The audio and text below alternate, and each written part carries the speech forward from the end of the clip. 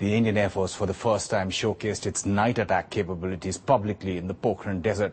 After the demonstration, the Chief of Air Staff said that the attacks or the targets may have been simulated, but they could be conducted against real ones.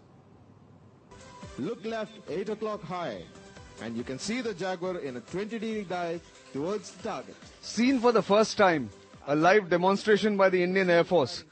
India's most advanced jet, the Sukhoi 30, is supposed to be penetrating an enemy country for this. The message to Pakistan was unmistakable.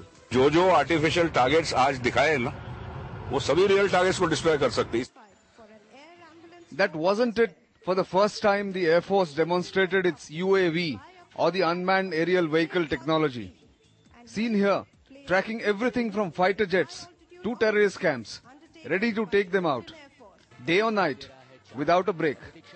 Such flights have been used by the US against militants along the Afghanistan-Pakistan border. The forces believe the more you sweat in peace, the less you bleed in war. This massive firepower demonstration stems from it, as much as it is a showcase of our capabilities before the country.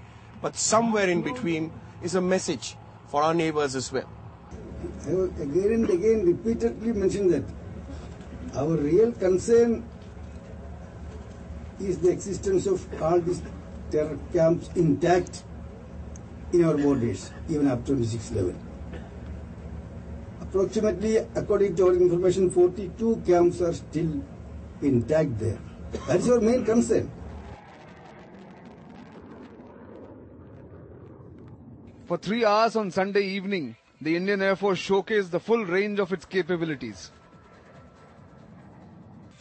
From the old warhorse MiG-21s to the lethal Su-30s, and from attack helicopters to the Garuds, the commando force.